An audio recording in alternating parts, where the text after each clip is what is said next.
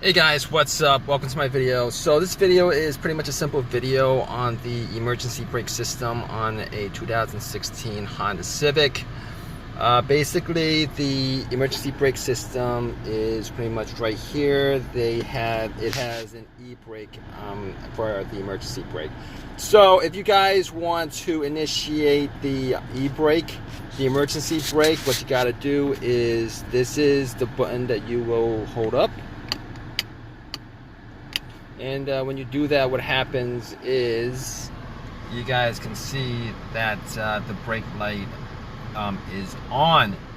And if you guys were to move your car, you guys want to be able to move it because the emergency brakes is pretty much activated.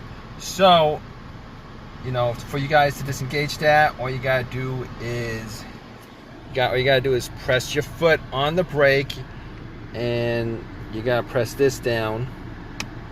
And once you press this down, you will notice that the pressure would be off the brakes, and the car would move just a tiny bit, and you guys will notice that there is no more brake light on the dash.